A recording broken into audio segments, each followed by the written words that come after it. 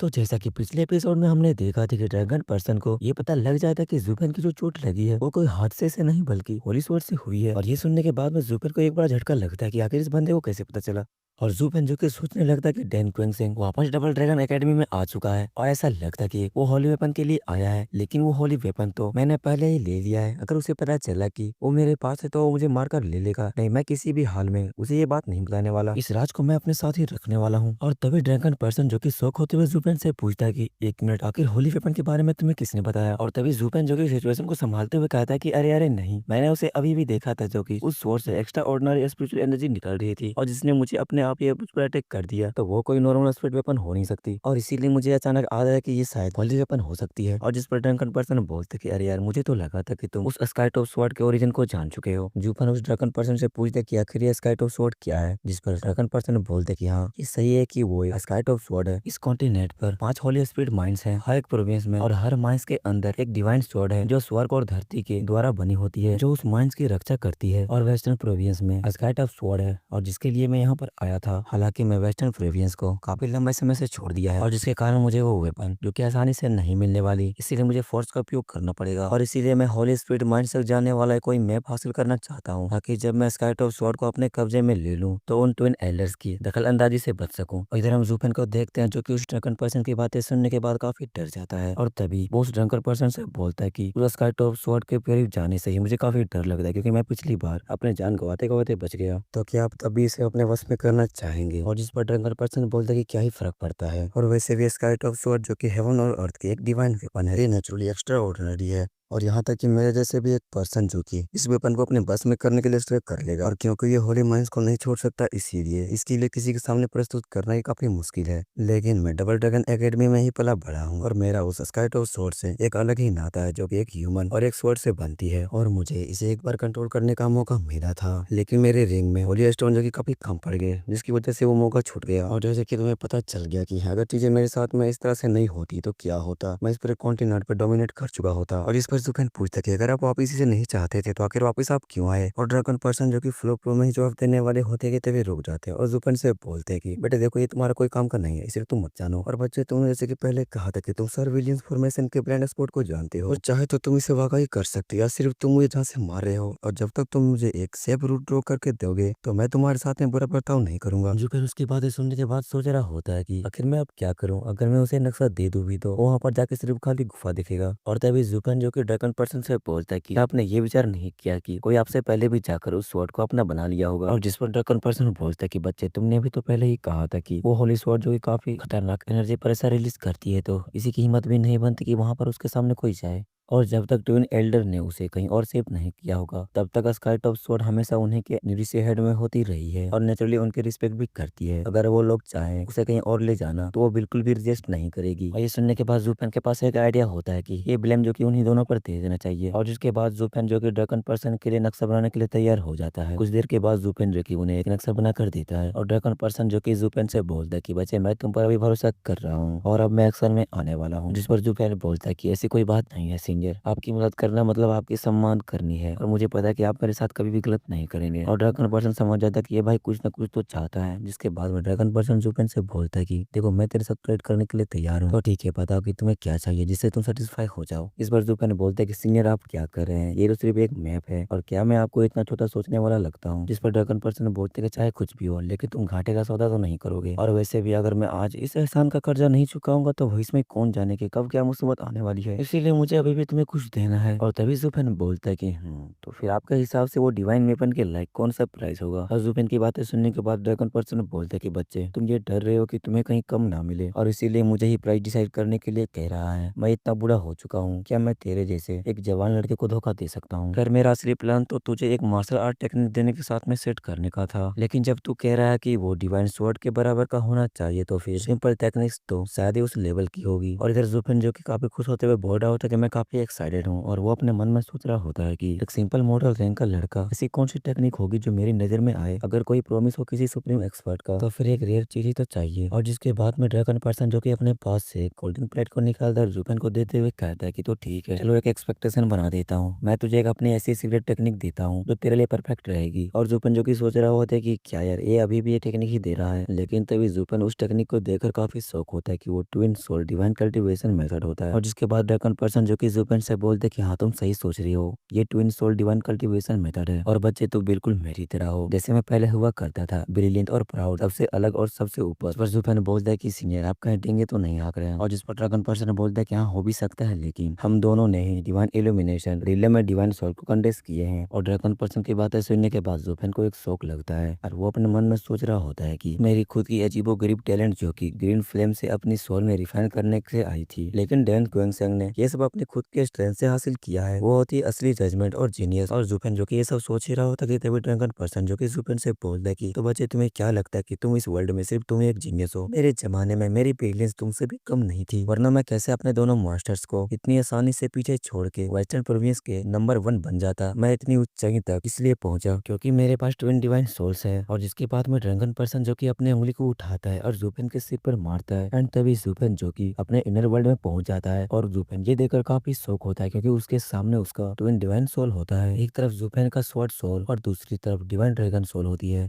और अब जुपेन जो कि जैसे अपने इनर वर्ल्ड से बाहर आता है तभी ड्रैगन पर्सन जो कि जुपेन से बोलता है कि हाँ तो यही रीजन है कि ये बुरा व्यक्ति जो कि वेस्टर्न प्रोविंस में सबसे नंबर 1 पर है और अगला नंबर 1 बनने वाला बच्चा कोई और नहीं बल्कि तुम ही हो। और ड्रैगन पर्सन की बातें सुनने के बाद जुपेन को थोड़ा शौक लगता है और वो अपने मन में सोच रहा होता है, काफी खुश होता है। ट्विन सोल डिवाइन और यहाँ तक कि एक होली डोमेन भी, और ये चीजें कुछ ऐसी है जिसके बारे में सुना नहीं जा सकता। और ये सोचना काफी अमेजिंग है कि मोटर ड्रेक में भी ऐसी ट्रेजर है। और जिसके बाद ड्रैगन पर्सन बोलता है कि डिवाइन सोल की कंडीशंस में सिर्फ एक ही मौका मिलती है और वो भी तब जब कोई 3D रिले में पहुंचता है और उनकी प्रोमेडिया स्पीड जो कि परफेक्ट होती है। लेकिन जुपेन तुम और मैं जो कि काफी अलग है, रेडिएंट स्टेज पे भी तुम्हारा प्रिमोर्डियल स्पीड जो कि ऑलरेडी परफेक्ट है जो कि डिवाइन सोल को कंडेंस कर सकती है। और इस तरह से हमारे पास में डिवाइन सोल को कंडेंस करने के 2 मौके होते हैं। हालांकि इसे अचीव करने के लिए हमें कुछ कंडीशंस को फुलफिल करना होता है। सबसे पहली बात यह है कि सेकंड कंडेंसेशन के टाइम में जो प्रोमेडियल स्पीड बन रही है उसकी स्ट्रेंथ फर्स्ट कंडेंसेशन से काफी ज्यादा होनी चाहिए, वरना पहले से एग्जिस्टिंग डिवाइन सोल उसमें इंटरफेयर करेगा और नए प्रोमेडियल स्पीड का होम होना काफी मुश्किल हो जाएगा। और जिस पर जुफेन बोलता है कि लेकिन ये तो आसान होना चाहिए क्योंकि ये एक नेचुरल प्रोग्रेस है और जब हम रेडिएंट स्टेज में ही डिवाइन सोल को कंडेंस कर सकते हैं तो जब तक हम इथेरियल रिलम तक पहुंचते हैं तब तक वो प्रोमेडियल स्पीड जो कि और भी ज्यादा पावरफुल होनी चाहिए। और जिस पर ड्रैगन पर्सन बोलता है ये दूसरों के लिए काफी आसान है लेकिन तुम्हारे लिए काफी मुश्किल। और जिस पर जुफेन पूछते हैं कि आखिर इसका मतलब क्या है, और जिस पर ड्रैगन पर्सन बोलते हैं कि यहीं से आता है ट्विन सोल कंडेंस करने का दूसरा कंडीशन, जैसा कि हमेशा कोई ना कोई पहाड़ जो कि तुमसे बड़ा होता है और क्योंकि सेकंड डिवाइन सोल बनाने के लिए और भी ज्यादा प्रिमोर्डियल स्पीड पावर चाहिए होती है, इसीलिए उसे फर्स्ट डिवाइन सोल से भी ज्यादा स्ट्रांग होना पड़ेगा ताकि वो उसे सरपास कर सके और सक्सेसफुली कंडेंस हो जाए, और नहीं तो वो कभी भी काम नहीं करेगा। ड्रैगन पर्सन की बातें सुनने के बाद जुपेन को समझ में आने लगता है जैसे कि डिवाइन ड्रैगन सोल तो वैसा ही हेवन और अर्थ की एनर्जी से कंडेंस होती है जो कि सबसे सुप्रीम डिवाइन सोल मानी जाती है। और अब अगर सेकंड डिवाइन सोल को उससे भी स्ट्रांग बनना है तो सोचो कितनी टेरिफाइंग लेवल की सोल चाहिए होगी। और उसके बाद ड्रैगन पर्सन जुपेन की ऐसी हालत को देखकर बोलते हैं कि बच्चे काश तुम मुझे पहले ही मिल चुके होते। इसके बाद वो हंसते हुए बोलते हैं कि जैसे मेरे साथ हुआ, पहले स्वर सोल थी और बाद में डिवाइन ड्रैगन सोल, लेकिन फिर भी ड्रैगन सोल ने उसे सरपास कर दिया और उसी वजह से परफेक्टेड ट्विन सोल बन पाया। और जिसके बाद जुपेन जो कि उस ड्रैगन पर्सन को बोलता है कि सबसे पहले हंसना बंद करो और बताओ कि तू क्या सोचता है, अगर तुझे चांस मिलता डिवाइन ड्रैगन सोल जैसे सबसे पावरफुल सोल को सबसे पहले कंडेंस करने का तो तू खुद उसे डिले करता सिर्फ इसलिए ताकि स्वॉर्ड सोल को पहले ट्राई करे। इसका मतलब आपको भी नहीं पता था कि ट्विन सोल जो कि एक साथ में एग्जिस्ट कर भी सकते हैं। और इसके बाद ड्रैगन पर्सन बोल दे कि दरअसल बात ऐसी है कि जब मैं सबसे पहली बार डिवाइन सोल को कंडेंस किया था तो मेरे पास में डिवाइन सोल को कंडेंस करने का कोई भी मायने नहीं था, और ठीक इसी वजह से बाद में ट्विन सोल की एग्जिस्टेंस को एक्सप्लोर करने में निकल गया। और जिस पर जुपेन बोल दिया कि तो फिर क्या ख्याल है कि एक और डिवाइन ड्रैगन सोल को कंडेंस किया जाए। और जिस पर ड्रैगन पर्सन बोलते हैं कि बच्चे तुम्हें पता होना चाहिए कि एक माउंटेन पर 2 शेर कभी भी नहीं रह सकते, और अगर तू दोबारा एक और डिवाइन ड्रैगन सोल को कंडेंस करना चाहता है तो तेरा पहला डिवाइन ड्रैगन सोल जो कि कभी भी अलाउ नहीं करेगा, और ये पूरा का पूरा जो कि टेरिटोरियल बैटल होगा और इसीलिए तेरा अटेम्प्ट जो कि डेफिनेटली फेल हो जाएगा। अगर दोनों सोल्स को कोएग्जिस्ट करवाना है तो सेकंड सोल अलग टाइप का डिवाइन सोल होना जरूरी है। और यही है ट्विन सोल कंडेंसेशन का तीसरा कंडीशन, डिफरेंस में भी सिमिलरिटी ढूंढो, एक दिल एक जिस्म मतलब दोनों सोर्स अलग अलग होनी चाहिए, लेकिन उनका इंटेंट और हार्मोनी एकदम एक जैसा होना चाहिए। ये बिल्कुल इस रूम के जैसा है। अगर कोई इंसान अंदर आए तो तुझे लगेगा कोई घुस गया है, मतलब कि किसी ने घुसपैठ किया है। लेकिन जब चींटी या कोई उड़ा हुआ इंसेक्ट जमीन से गुजरता है तो तू उसे इग्नोर कर देता है। और तुम ऐसा क्यों करते हो? क्योंकि तुम दोनों एक दूसरे को ऐसे नहीं देखते जैसे कोई तुम्हारे इंटरेस्ट पर हावी हो रहा हो। ना तू उन्हें थ्रेट समझता है, ना वो तुझे। बस वैसे ही बैलेंस ट्विन सोल के बीच में होना चाहिए। और ड्रैगन पर्सन की बातें सुनने के बाद जुपियन ने बोलता कि तो अब मैं समझ गया, तेरी sword soul divine dragon soul की नजर में बस एक पिलर है, और डिवाइन ड्रैगन सोल और सोल के लिए सिर्फ एक बग जैसी है। और जब दोनों के बीच में ना कोई हॉस्टिलिटी और ना कोई कॉन्फ्लिक्ट है तो ऑब्वियसली वो हार्मोनी में को एग्जिस्ट कर सकते हैं। बस यही है परफेक्ट ट्विन सोल की असली राज, जिस पर ड्रैगन पर्सन बोलते कि दोनों ही पूरे मिडिल स्पीड के कंट्रोल में है और एक दूसरे के काम में कभी भी दखल नहीं करते हैं। इसी को कहते हैं एक दिल एक चीज। और जिसके बाद ड्रैगन पर्सन जो कि यहाँ से जाते हुए जुपियन से बोलते कि जहाँ तक बात है इस एक दिल और एक जिस्म वाली स्टेट की, तो इसे हासिल करने के लिए तो उसका पूरा राज मेरे सीक्रेट टेक्निक में लिखा है, उन्हें ध्यान से पढ़ो। इससे ज्यादा मैं कुछ और नहीं कहूंगा। जुपियन चिल्लाते हुए बोलता है कि लेकिन मैं तो सब कुछ समझ सकता हूँ, लेकिन असली बात तो यह है ना कि डिवाइन ड्रैगन सोल से भी ज्यादा पावरफुल डिवाइन सोल कैसे कंडेंस करते हैं। बस वही बात तो असली चाबी है, कृपया मुझे इसे सिखाएं। और जिस पर ड्रैगन पर्सन बोलता है कि वो तो इस बूढ़े के पास में कोई भी तरीका नहीं है, सब कुछ उस पर्सन की किस्मत पर डिपेंड करता है। हर सीधी बात यह है कि मैंने ये एहसान चुका दिया और इस कार्मिक बंधन को यहीं पर खत्म कर दिया। आगे तुम सफल होते हो या नहीं ये सब सिर्फ तुम पे ही डिपेंड करता है। जुफेन जो कुछ ड्रैगन पर्सन को रुकने के लिए बोलता है, लेकिन वो वहां से जाते हुए बोलता है कि इस बूढ़े व्यक्ति के पास में कुछ भी नहीं है, अब तुम्हें सब कुछ खुद करना होगा। जुफेन अपने मन में सोच रहा होता है कि ये बूढ़ा जो कि सच में जो मुझे चिढ़ा रहा था, और आखिर ड्रैगन सोल से भी ज्यादा पावरफुल डिवाइन सोल्स को आखिर मैं कहाँ ढूंढूं। और जिसके बाद में जुफेन जो कि उस स्काई टॉप स्वॉर्ड को बाहर निकालता है। जुफेन जो कि उसे देखते हुए सोच रहा होता कि मुझे उसमें इतनी जल्दी थी कि मैं इस स्वॉर्ड का नाम ही नहीं जान सका। है कोई बात नहीं, अब मुझे इसका नाम ही पता है, स्काई टॉप स्वॉर्ड। बस मैं होप यही करता कि वो इस स्वॉर्ड को ढूंढते हुए मेरे पास ना आए और मेरे ऊपर अपनी नजरें ना गड़ाए, नहीं तो बहुत बड़ी गड़बड़ हो सकती है। लेकिन तभी उस स्काई टॉप स्वॉर्ड से एक आवाज आती है जो कि जुपेन से कहती है कि तुम काफी अच्छे सोते हो बच्चे। और जुपेन जैसे ही उसकी आवाज सुनता है तो काफी घबरा जाता है, और जिससे जुपेन को थोड़ी चोट लग जाती है। और जिस पर वो स्वॉर्ड कहती है कि तेरी ये चोट अगली मैचेस में छुपाने नामुमकिन हो जाएगा, और अगर वो दो बूढ़े चौकी ये देख लिए तो तुम बहुत बड़ी मुसीबत में फंसने वाले हो। और जिस पर जुपेन अपने मन में सोचता है कि ये ब्लडी बेबी तो काफी बेखबर है, अगर उस बुड्ढे ने इसे खोज लिया तो मैं बहुत बड़ी मुश्किल में फंस जाऊंगा। खैर दोस्तों, मुझे समझ में नहीं आ रहा कि ये स्काई ऑफ स्वॉर्ड को जुपेन जो कि इसे ब्लडी बेबी बोल रहा है, और वैसे भी ब्लडी बेबी जो कि स्काई ऑफ स्वॉर्ड में मर्ज हो चुका है। तो भाई आप लोग कंफ्यूज मत होना, ठीक है? मैं कभी ब्लडी बेबी बोल सकता हूँ या कभी स्काई ऑफ स्वॉर्ड, ठीक है? और जिसके बाद जुपेन जो कि स्काई ऑफ स्वॉर्ड से बोलता है कि मेरे लिए इतना चिंता करने के लिए धन्यवाद सीनियर, लेकिन मेरे पास में एक ब्रिलियंट प्लान है। और जिस पर स्काई ऑफ स्वॉर्ड बोलते कि वो अच्छा है, लेकिन अगर बदकिस्मती से पकड़े जाओ तो सिर्फ अपने बारे में ही बोलना, इस बुड्ढे के बीच में नहीं लाना, वरना भाई तुम समझ जाओ।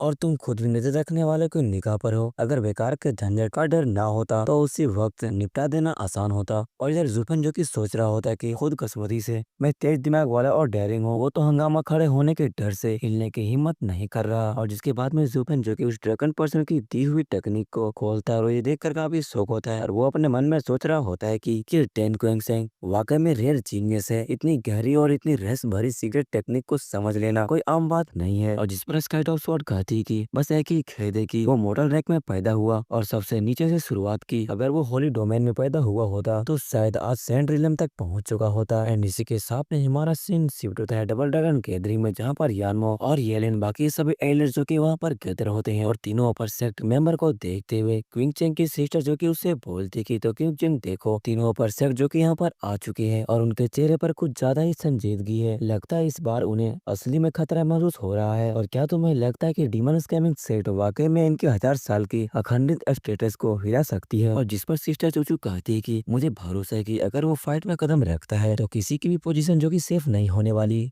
खैर मुझे इसके साथ में रहे हुए काफी दिन हो गए हैं, तो मुझे इसकी आदत हो चुकी है, वो अपने से पावरफुल लोगों को अपने नीचे ला लेता है। जिस पर ये लड़की बोलती है सिस्टर क्विंचिंग, क्या आप उस पर इतना भरोसा करते हैं? और इन फोर सेट के स्ट्रेंथ जो कि कम्प्लीटली पहले वाले सेट से डिफरेंट है। और जिस पर सिस्टर चूचू कहती है कि वो एक ऐसा पर्सन जो कि मिरेकल को कर सकता है, अगर वो कोई चीज जो करना चाहे तो वो कर लेगा, और मैं इसीलिए उस पर गर्व करती हूँ। और तीनों लड़कियां जो कि वहाँ पर खुश होती है कि तभी उसके पीछे से कोई पर्सन होता है, और शायद ये इनका यंग मास्टर ही हो सकता है क्योंकि यही उतना ठरकी है। और तभी अनाउंस होती है कि डीमन स्कैमिंग सेक्ट और स्वॉर्ड गॉड सेक्ट के डिसाइपल्स जो कि एरेना में एंटर किए। हम देखते हैं दोनों सेक्ट के डिसाइपल्स जो कि एरेना में एंटर कर रहे होते हैं, तभी अनाउंसर जो कि जुबेन से बोलता है कि आज डिमन स्कैमिंग सेक्ट के पास में सिर्फ 9 पार्टिसिपेंट हैं और नंबर में ऑलरेडी जो कि डिसएडवांटेज में है, तो क्या कोई सब्स्टिट्यूट में आएगा। और जिस पर जुबेन जवाब देता है कि हमारे डिमन स्कैमिंग सेक्ट के डिसाइपल्स जो कि क्वांटिटी नहीं बल्कि क्वालिटी को इंपॉर्टेंट देते हैं, चाहे एक बंदा क्यों ना कम हो, लेकिन बैटल उसी तरह से चलेगी जैसे चलती आ रही थी। और तभी वहां पर वेंताओ आता है और जुबेन से कहता है कि ऐसा नहीं है कि आज मेरी स्वॉर्ड गॉड सेक्ट जो कि डिमन स्कैमिंग सेक्ट का फायदा उठा रहा है, और ये सिर्फ फायदा उठाने वाली बात नहीं है, सामने वाला बस इतना स्ट्रांग है कि हमें फुल सीरियस रहना पड़ेगा, चाहे सिर्फ ब्रदर जो ही अकेला क्यों ना आए, फिर भी हम अपने 10 मेंबर को पूरी रिस्पेक्ट और तैयारी के साथ में भेजना पड़ेगा। लेट ले लेना अलाउ नहीं है क्योंकि सामने तुम्हारी टीम है। और हाँ जुबेन, तो बाद में ना हम पर इजी करना, ठीक है, ज्यादा गुस्सा मत करना। और जिस पर जुबेन कहता है कि ब्रदर वेन आप तो काफी काइंड है, और अपने मन में सोच रहा होता है कि जेंटल स्वॉर्ड वाकई अपने नाम के लायक है, सॉफ्टनेस और स्ट्रेंथ के परफेक्ट कॉम्बो इतना एलिजेंट और फ्लॉलेस की देखते ही बन रहा है। जिस पर अनाउंसर कहता है कि तो ठीक है, तुम दोनों साइड में कोई भी ऑब्जेक्ट नहीं है तो मैं इसे स्टार्ट करने वाला हूँ। बैरियर को एक्टिवेट करते हुए अनाउंसर कहता है कि ये मिडिल 3 सेट का फाइनल मैच है जो कि डीमन स्कैमिंग सेक्ट और स्वॉर्ड गॉड सेक्ट के बीच में है। और जिसके बाद वेंटाओ और जुपेन जो कि अपना अपना रिस्पेक्ट देते हैं, जिसके बाद दोनों टीम जो कि बैरियर के अंदर चले जाते हैं। क्राउड में बैठी ऑडियंस जो कि बात कर रही होती है कि डीमन स्कैमिंग सेक्ट जो कि हर सेक्ट के साथ में इतना रुथलेस नहीं है, कम से कम डिमोनिक स्कैमिंग सेक्ट और स्वॉर्ड गॉड सेक्ट के साथ जो उनका बिहेवियर है उसमें तो काफी फ्रेंडली लग रहे हैं। दोनों अलग अलग ट्रेडिशंस हैं, एक रैथियस और एक डिमोनिक। रिबाउंडिंग काफी बढ़िया है और ऐसा लगता है कि डियानजिंग सेट की हालत बुरी इसलिए है क्योंकि उसकी गलती खुद की थी, खुद की गलती की वजह से इतने रुथलेसली जो कि पिट गए। और लोगों की ऐसी बातें सुनने के बाद इधर हम इन लोगों को देखते हैं जो कि काफी गुस्से में होते हैं। और तभी वहां पर कोई पर्सन आता है जो कि हुडी पहना होता है, वो यंग मास्टर फ्रेंड और एल्डर क्यू को आवाज लगाता है। और ये पर्सन कहता है कि मेरे मास्टर का एक मैसेज है जो चाहते हैं कि आप दोनों अपने सेट के लीडर तक पहुंचाए, क्या मैं आपसे प्राइवेटली बात कर सकता हूँ। लेकिन यंग मास्टर फ्रेंड इससे पूछते हैं आखिर तुम हो कौन। एंड इसी के साथ हम इस बंदे के चेहरे को देखते हैं जो कि कोई और नहीं बल्कि लूजी होता है। और इसी के साथ में हमारा ये वाला सीन शिफ्ट होता है, हमें फाइट का सीन दिखाया जाता है जहाँ पर जुपेन जो कि वेंताओ से बोलता है कि इस खुशी को मेरे साथ आखिर कौन बांटेगा। वेंताओ जो कि अपने आर्मर प्लेट को उतारते हुए कहता है कि मुझे पता था कि तुम ऐसा करोगे, खैर कोई बात नहीं, मैं तुम्हारे 8 गार्ड से पार करने का रास्ता ढूंढ लिया है। अरे यार मैं तो बोल ही किया। तुम लोगों के लिए एक सवाल है कि आखिर लूजी किसे मास्टर बोल रहा है, जो भी जवाब देगा उसका कमेंट पिन कर दूंगा। और जिसके बाद जुपेन जो कि वेंताओ से बोलता है कि तुम स्ट्रॉन्ग इथेरियल रिलम का एक्सपर्ट हो और मेरे पास ऐसे जो 6 हैं जो कि तुमसे मेल खाते हैं, और वैसे भी तुम्हारे सारे 10 डिसेबल जो कि इथेरियल रिलम के इलाइट हैं, तुम्हें तो फाइट करने की भी कोई जरूरत नहीं है, इजीली तुम उन्हें क्रॉस कर सकते हो। जिस पर वेंताओ बोलते कि अरे ना मुन्ना ऐसा ना चलने वाला, क्योंकि ये ब्रदर जुफिन का सेट किया हुआ टेस्ट है तो मुझे इसे पर्सनली लेना होगा, और अगर मुझे इस टेस्ट को पास करने के लिए अपने ब्रदर्स की हेल्प लेनी पड़ेगी तो तुम्हारी नजर मुझ पर नहीं पड़ेगी। और तभी वहां पर किंग चेंगलोंग आता है और वेंताओ से कहता है कि वो तो तुम कह रहे हो तुम हम आटो से आसानी से सामना कर सकते हो, सच में तुम कितने एरोगेंट हो, फिर चाहे तुम इथेरियल रिलम की फर्दर स्टेज पर क्यों ना हो, यहाँ हमारे पास 2 थर्ड लेवल के इथेरियल कल्टीवेटर्स हैं, और अगर हम मिलकर तुम पर अटैक करें तो शायद तुम हमें हरा नहीं पाओगे। जिस पर वेंताओ बोलता है कि लेकिन ऐसा नहीं हो सकता, और वो जो कि किंग चेंगलोंग पर अटैक करते हुए कहता है कि जुपेन तुम रेडी हो जाओ क्योंकि मैं इसके बाद में तुमसे लड़ने वाला हूँ। इधर किंग चेंगलोंग जो कि वेंताओ से बोलते हैं कि सच में तुम अपने आप पर काफी घमंड करते हो, जिसके बाद में वो अपने बुद्धा स्टैम्प को निकालता है और सीधा वेंताओ के ऊपर ही किया नहीं वाला होता है कि तभी इधर वेंताओ जो कि स्माइल कर रहा होता है। इधर हम किंग चेंगलोंग को देखते हैं जो कि अपने बुद्धा स्टैम्प पर और भी जोर लगाने लगता है, और वेंताओ जो कि किंग चेंगलोंग का अटैक से काफी इजीली बच जाता है। और जिसके बाद वो अपने फिंगर को यूज करके, जिससे उसकी फिंगर से एक लेजर बीम निकलती है जो कि किंग चेंगलोंग की बुद्धा स्टैम्प को 2 टुकड़े कर देती है। और ये देखकर तो किंग चेंगलोंग भी काफी शौक होता है, उसके मुंह से ब्लड निकलने लगती है और वो वेंताओ के सामने ही वहीं पर गिर जाता है। फिर क्विलिंग देखकर काफी शौक होते और बोलते कि आखिर ये कौन सा तरीका है और इतने आसानी से इसे हरा दिया, और वो भी अपने डिवाइन सोल को एक्टिवेट किया बिना। लेकिन जुपेन जो कि उसे देखकर स्माइल कर रहा होता है। और इधर हम वेंताओ को देखते हैं जो कि किंग चेंगलोंग से कहता है कि मुझे माफ कर रहा, लेकिन अब तुम 3 घंटे के लिए सोना पड़ेगा, उसके बाद तुम खुद ही ठीक हो जाओगे। और इधर किंग चेंगलोंग जो कि सोच रहा होता है कि इतनी बड़ी शर्मनाक हार है, यही तो फर्क है मिडिल 3 सेट के टॉप और लोअर 3 सेट के बीच का असली गेम। और वैसे भी हम मिडिल 3 सेट में आ तो गए हैं, लेकिन हम सब दिल से जानते हैं कि हमें यहाँ पर लाने वाला कौन है। और इसी के साथ में हम यूलिंग को देखते हैं जो कि वो भी वेंताओ से हार जाती है। और इधर किंग चेंगलोंग जो कि अभी भी सोच रहा होता है कि चाहे अब हम मिडिल 3 सेट का टाइटल ले आए हो, लेकिन उनके लेवल तक ट्रूली पहुंचने के लिए अभी भी हम काफी पीछे हैं। फेस्टिवल जो की वजह से हम यहाँ तक तो आ गए हैं, लेकिन आगे का